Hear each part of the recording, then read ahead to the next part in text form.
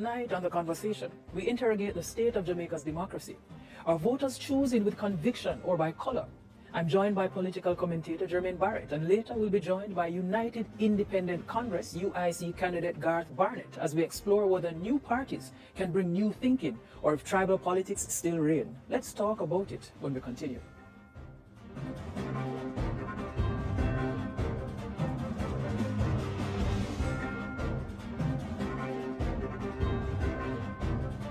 Recent polls suggest voter turnout could slightly improve, but entrenched partisan thinking still shapes perception. How should we understand that overall statement? Jermaine, welcome to The Conversation. How are you? Thank you very much for having me. Hello. All right, so we ease into the next break. Now, political reform may sound noble, but implementation is the real test. Coming up, the possibility exists that we'll be sitting with the UIC's Garth Barnett to assess his party's promises and potential to shift the landscape. Continue to stay with us. You're watching The Conversation.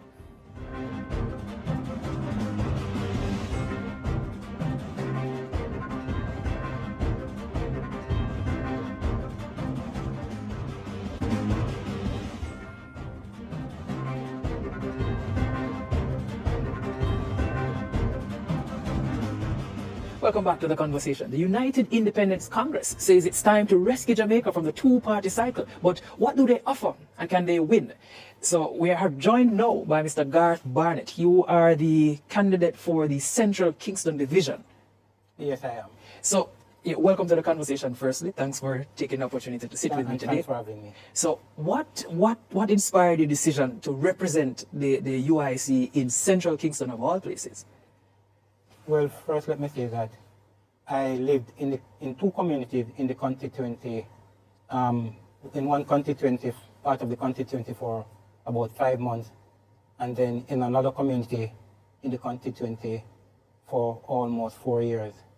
But also, the constituency itself comprises the part of the Almontown division that Garvey held in the KCC. And as a Garveyite, I felt from a long time that I would love that opportunity to represent that community. And also, the community has a lot of issues. I work with youth in the community, from the ages of between 8 and 13, doing remedial work and reading basic mathematics and so forth.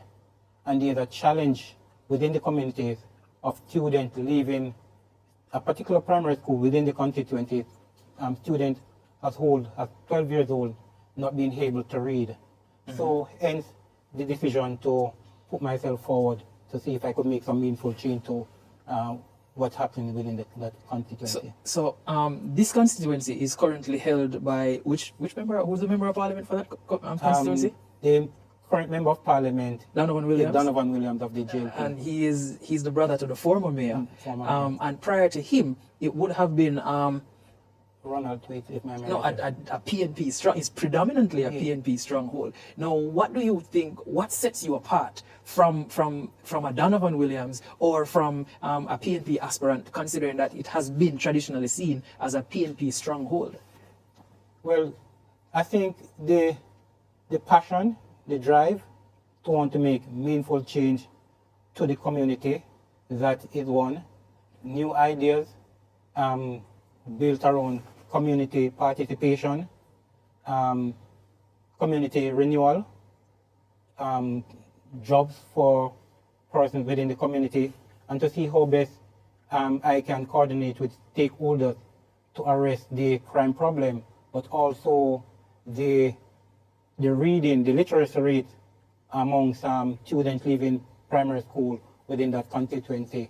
For me, I don't think over the last 30 years or so, there have been any meaningful change in the constituency in terms of constituency development. The community is plagued by crime. The community is ridden with a lot of derelict building. So there needs to be a community renewal itself. So, it fits with the UIC policy in a clean and orderly society where people can reside in, and enjoy the best of what life has to offer. So I'm going to include Jermaine now. He's a political commentator for the most part, social and political commentator. The question that I want to ask you, Jermaine, in light of all that we have discussed earlier and what you just heard, do you think that the UIC is attracting votes based on policy or frustration with people's frustration with the JLP and the PNP? I am not clear exactly as to what the minutiae is of the policy of the UIC. But what I do know is that there is a segment of the voting base within that constituency, with our constituencies, that are just over the two-party system. The JLP and the PNP duopoly has not served in their estimation their interest.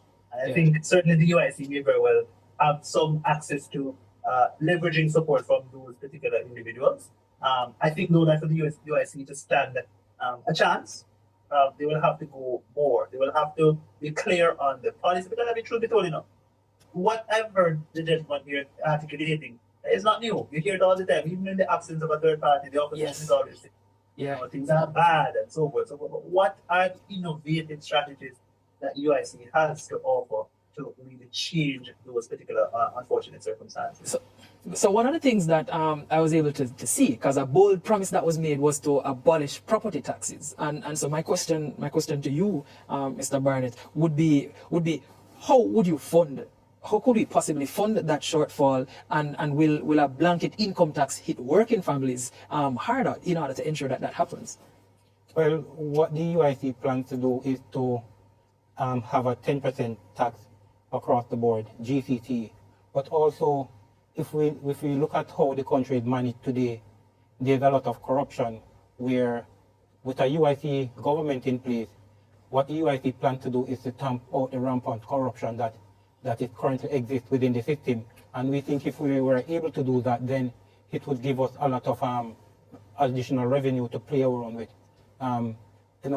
There are ways, that we can also do this if we strategize in how we do our spending, and to eliminate spending money on things that are not a necessity, and put money where it is really needed. What more would you do? What are the strategies that the UIC would want to put on the table for examination, for scrutinization, that is not already included in this? I guess to simplify what Jeremy is putting forward is what are some of the key pain points that you see there that the UIC would be able to address? Well, let me just say that first we have to fix the system structure of governance and how government operate. Key to that is the legislative framework, changing of the constitution from what is current and from what is proposed, the idea of from the king as head of state to a president. We do not support the current format of the ceremonial president. We think it's not a true representation of freeing of ourselves and giving ourselves a true republic. What we propose is an executive president, one that is directly elected by the people. Also, we propose that both members of the House are elected, both the Senate and the House of Representatives, that each senator is elected on the basis of the parish that they represent, and not at the whims and fancy of either the leader of the government or the opposition party. So it would be more of a participatory part of government, where the people do have a say in the whole electoral process. But also, we're looking to, as I stated before, be very vigilant where corruption is concerned, and also going after those who are involved in the process of crime, not the small players, but those who are the perpetrators of the crime itself. So, and also land reform, in that we feel that there need to be true land reform, in that we think that the people need to have land, and that is one of our key policy positions. But I'm hearing, so yes, the people need to have land, but no, you're not going to be charging any land tax. You're going to be reducing any, what you call it now, the GCT. So you're reducing that. So I'm seeing where money is leaving the government's coffers, but I'm not seeing or hearing how will we be able to fund all those things. Because another thing that was stated, we see now where infrastructure, jobs, healthcare, these were top voter concerns in the last Gleaner poll that was conducted. My question is, how does the UIC's platform speak to these particular things? Okay, let me just speak in respect to the land itself. What we intend to do is to make Jamaica into one of the largest organic farming states, if not in the Caribbean, but in the world.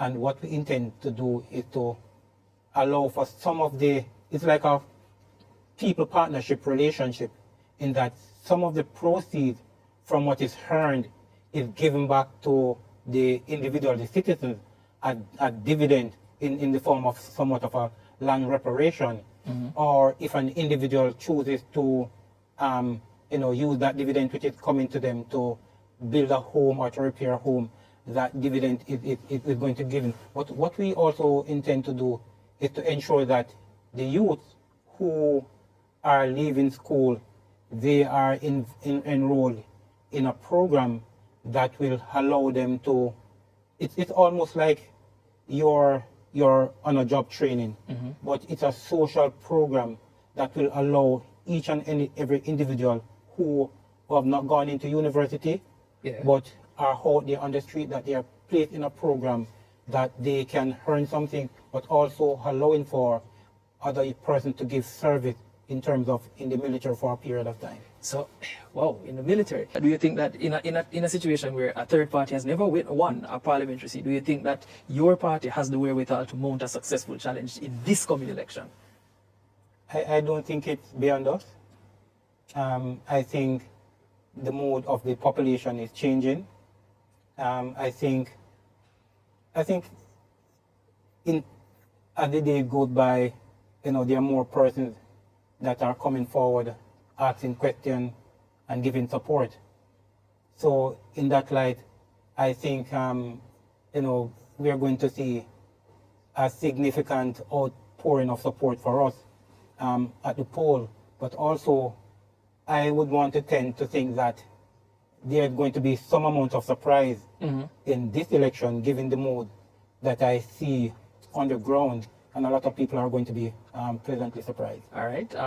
So a vision without viability is just a dream. When we come back, Mr. Barnett stays with us as we explore the UIC's path forward and the systemic hurdles facing new voices in Jamaican politics. You're watching The Conversation. We'll be right back after these messages.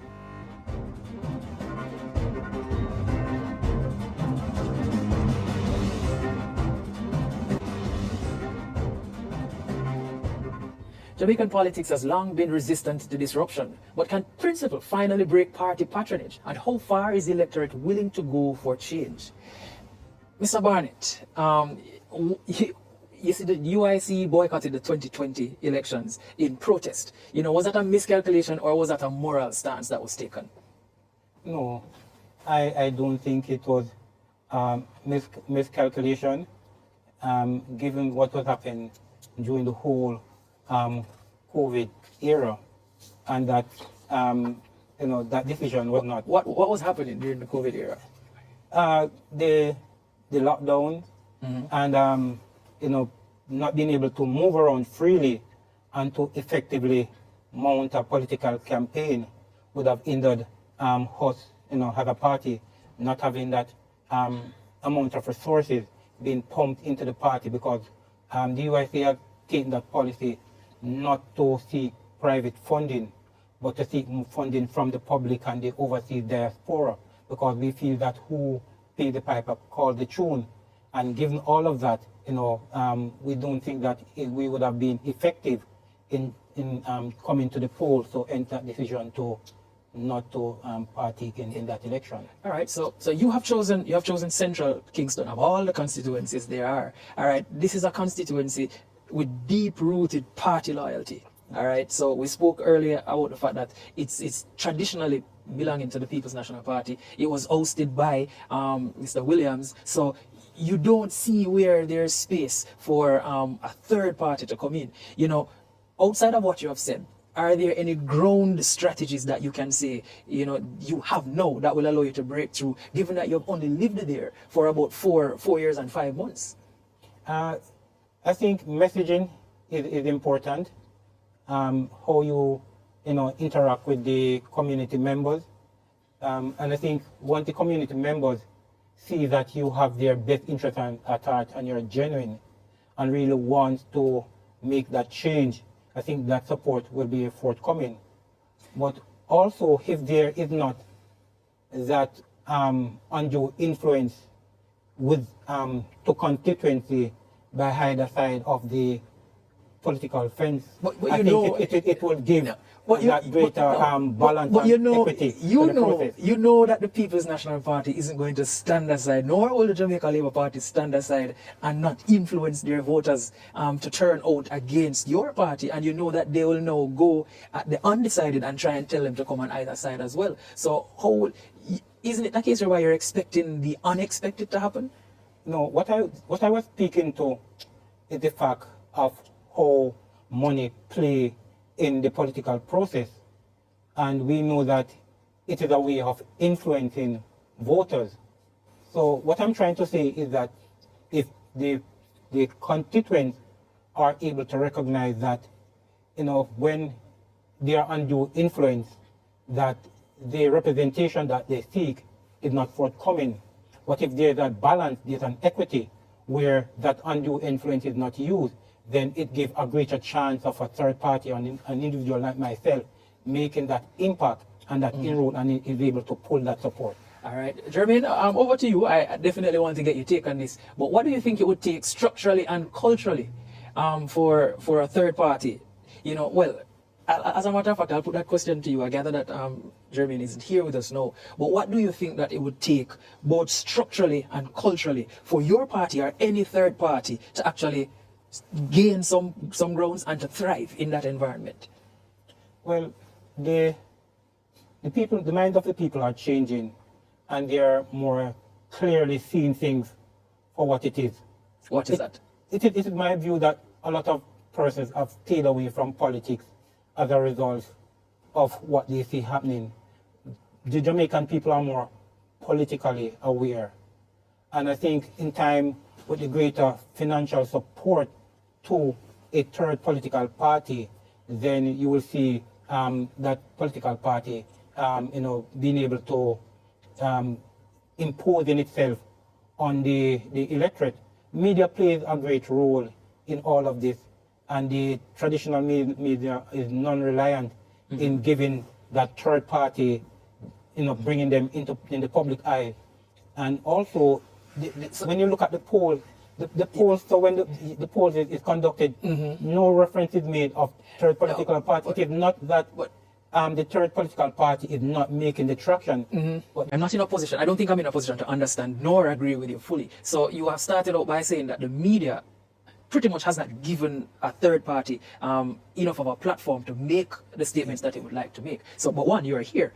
Separate from the fact that you're here, how many persons, for example, the UIC has put forward to mount a campaign against 62, remember, we're looking at 63 constituencies, all right, 2 major political parties who are in all those constituencies. So you're talking about 126 individuals against whom you will run. Do you have 15 persons that will be able to mount a reasonable defense against that larger number? First, let me say that there are instances where we have sent out press release. There are instances where we have sent press release and those releases have been blocked for one reason or the other. But if you look at the debate which was held during the last local government election, our party was not asked to send representatives to that political debate. So the organizers of that political debate somehow forget that they're an existing third political party, and as such chooses not to allow our views to be heard on issues of national importance. But I would say that in terms of candidates, we have been able to fill all candidates for all the seats in Kingston. That is Central Kingston, West Kingston, and East Kingston and Port Royal. There are 2 seats that are filled in St. Andrew, there's one in St. Catherine, there's two in St. Elizabeth. And there's one in the west. There's one in Westmoreland, there's one in St. Catherine, and I know that there are persons who are currently being vetted for the constituency that they have applied to represent. So what I'm hinting at, is that you have described about 10 candidates. No, that you there are more than 10. Those are what comes. And that's what's in the papers. No, so there's about 10 candidates there. Well, what I can confirm. So confirm. Yeah, but we have to work on what you can confirm. There are 16. There are 16 that are confirmed, but also there are persons who are currently being vetted. For representation. You realize though that then you are able to only mount is like 25%, occupancy rate. That's what we're looking at now, So the question, well, never mind that though, but the question that I want to ask, do you think that the UIC's policy platform, you think it's credible enough to withstand scrutiny, or is it still an evolving platform? Nothing is ever etched in stone. I think the policies can stand up to scrutiny. I think there are good policies there.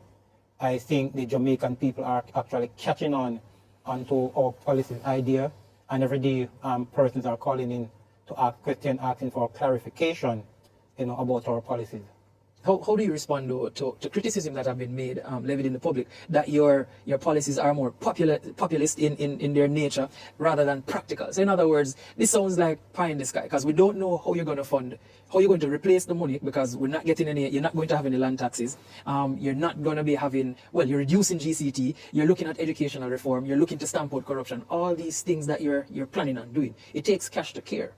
But what we have not heard is how you will sufficiently be able to get the resources to do all these things. And you said that you're not going to get private equity or private funds. You're going to go to John Public for that. But John Public is already in a bind. How do you combat then the view that John Public has to say, well, your views are kind of populist and they're not practical? Not at all. It is not so. In every election, political parties put forward their manifesto proposal, and to some extent it can be seen as populist in its view, because it is tend to catch and appeal to the general public. I am not aware of any political party that have put out a manifesto which have stated how they are going to raise funding, and as such, we think our policies are not just populist they're practical. They're practical, but it's also a contract that we're actually making with the Jamaican public to say, if and whenever we are given the chance, these are the things that we intend to do. All right. So we have an issue with accountability. Many persons have made that statement. So my question to you now, what does real accountability look like in a system where public opinion is deeply polarized? So right now, yes, so one hand is saying that this is the most corrupt, another hand is saying that they're not as corrupt. And so we're deeply polarized now. What does accountability look like for the UIC? Accountability for the UIC is letting the axe fall where it lies.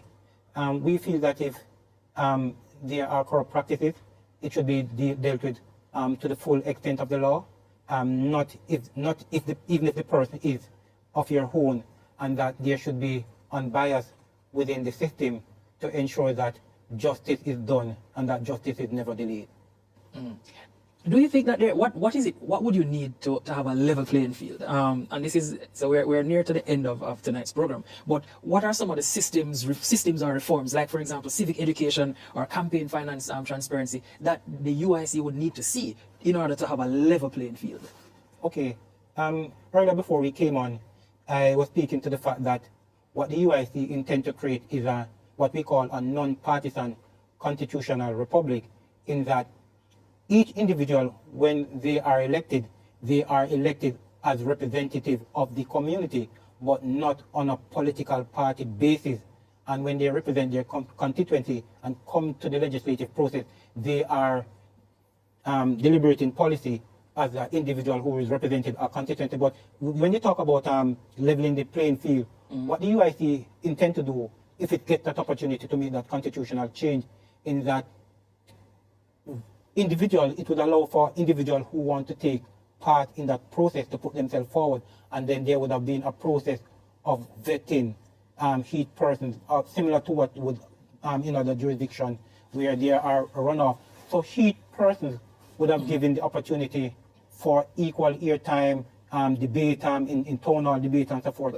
And then private interest would not have that opportunity to fund a political campaign, but that funding for the media and so forth, town hall, would have come from the government coffers. But what you are proposing though is a system that you can only change that system to what you are describing if you have been a part of this particular system, you have won on this particular system, and then when you take office, then you change it to that. Well, that is so, and that's why we are proposing and asking for the Jamaican people to come out, give us our support, go to our website, inquire, donate, share the word with others, so that the organization can grow, and that we can, fulfill the vision that we intend for Jamaica. All right, so while you're saying that though, I want you to tell, and this is where you get the opportunity, you are on the platform, to tell, for those who feel left out, those voters who feel left out, those voters who feel unheard, those voters who feel disillusioned, what's your message to those voters? I would say don't be discouraged. Go to our website, join, become a member. There's an open discussion group on WhatsApp. There's a Zoom meeting every Thursday, hosted by a young man, Jordan Cunningham. If you go to our website or social media pages, all that information is there for you to come and ask questions, inquire. All of your concern will be heard and answered during that Zoom meeting format, where individual can come and ask questions freely. Any question, burning issues that they have, they could come to that Zoom meeting, ask, contact the numbers and gain the necessary information that is required. UIC, tell them they're gonna be stronger. Together we can make it right. Our purpose is a better Jamaica for you and I. Gonna be stronger together, time we all just unify. Our purpose is a better Jamaica for you and I. It is a natural right for every human being to be free. Free, so free. So the government is there to protect you and me. You and me. UIC objective is to liberate the citizens from colonial bondage, them regulation, them taxation. Rob Jamaica, we independent and stronger.